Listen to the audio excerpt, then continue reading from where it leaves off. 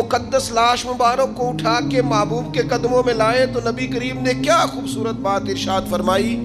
حضور فرمانے لگے دیکھو اس نے اللہ کی تصدیق کی ہے تو رب نے بھی اس کی تصدیق فرما دی. اور پھر یہ دو جملے محبوب کہتے کہتے اٹھے اور پھر حضور نے اپنا جبہ مبارک اتارا اور اتار کے فرمایا اس بندے کو نہ اس جبے میں کفن دے دو, اس میں اسے کفن دو, اس لیے کہ تو شہادت کے لیے ایمان لایا, موت کی آنکھوں میں آنکھیں ڈال کے جیا, اپنی زندگی کمزور نہ گزاری. مسلمانوں پہ کافر کا رعب طاری ہو گیا ہے. ایک تو ہوتا ہے نا کہ کوئی مدد کرنا, کوئی آگے بڑھنا, فلسطین کا نام تک نہیں لے رہے حکمران زبان سے, ذکر تک نہیں کر رہے, چینل ذکر نہیں کر رہے. اتنا رعب, اتنا کفر کا خوف, صرف اس لیے کہ ہمیں موت کا ڈر ہے. مر جائیں گے تو بستر پہ نہیں مریں گے, بیماریوں سے نہیں مر جاتے لوگ. خدا کے بندو اپنی زندگی میں اتنا خوف اگر موت کا پیدا کر لو گے. حضرت سعید ابن جبیر رضی اللہ تعالیٰ عنہ بہت بڑے فقیہ تھے. حجاج بن یوسف نے بلایا اور کہنے لگا میں تمہیں موت دینے لگا ہوں, مار دوں گا تمہیں. بڑا ظالم آدمی تھا, بڑے لوگ اس نے قتل کیے تھے. حضرت سعید رضی اللہ تعالیٰ عنہ مسکرا پڑے اور غصے میں آیا, کہنے لگا کیوں ہنستے ہو؟ فرمانے لگے تو بڑا بیوقوف ہے, تجھے کس نے کہا زندگی اور موت تیرے ہاتھ میں, یہ تو تب آئے گی جب میرا رب چاہے. کہنے لگا لے جاؤ ان کو اور جا کے قتل کر دو. تو وہ جب جلاد لے جا رہے تھے تو آپ اور کھل کے مسکرائے, ہنسے. یہ آپ کی طاقت ہے کہ موت کو دیکھ کے مسکراہٹ ہو, لبوں پہ تبسم رقصہ ہو, مسکرائے. جب آپ مسکرا رہے تھے تو اس کو اور غصہ آیا, واپس بلایا. کہنے لگا مسکراتے کیوں ہو؟ فرمانے لگے تیری جرت پہ مسکرا رہا ہوں اور اس بات پہ مسکرا رہا ہوں کہ رب کتنا بے نیاز ہے, تیرے جیسے لوگوں کو بھی مہلت دے رکھی ہے. کتنا بے نیاز ہے, تیرے جیسے لوگوں کو مہلت. اور غصے, کہنے لگا میرے سامنے قتل کرو. حضرت سعید ابن جبیر رضی اللہ تعالیٰ عنہ نے منہ کعبے کی طرف کر کے پڑھنا شروع کیا, انی وجہت وجہی للذی فطر السماوات والارض حنیفا وما انا من المشرکین.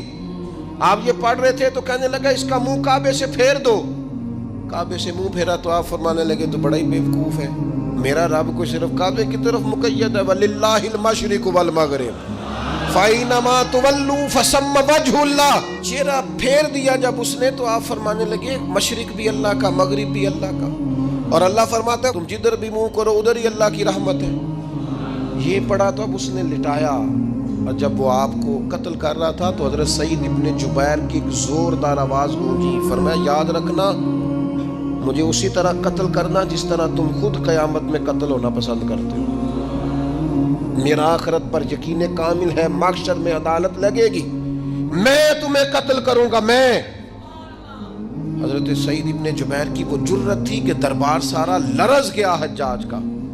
حضرت سعید ابن جبیر رضی اللہ تعالیٰ عنہ کہنے لگے اللہ اسے میرے بعد کسی پر مسلط نہ کرنا, میرا قتل آخری ہو, میرے بعد نہ ہو. ڈر گئے لوگ, سہم گئے. اور وہ جو جلاد آپ کو قتل کر رہا تھا اس کے بھی ہاتھ کانپ رہے تھے. اتنی جرت, موت کا ایک منٹ کے لیے خوف نہیں. حضرت سعید ابن جبیر رضی اللہ تعالیٰ عنہ شہید ہو گئے تو اتنا خون نکلا, اتنا خون نکلا, اتنا خون نکلا, خون بند ہی نہیں ہو رہا. ایک طبیب بیٹھا تھا, ہانپتے کانپتے ڈرے ہوئے سہمے ہوئے. حجاج کہنے لگا اسے اتنا خون؟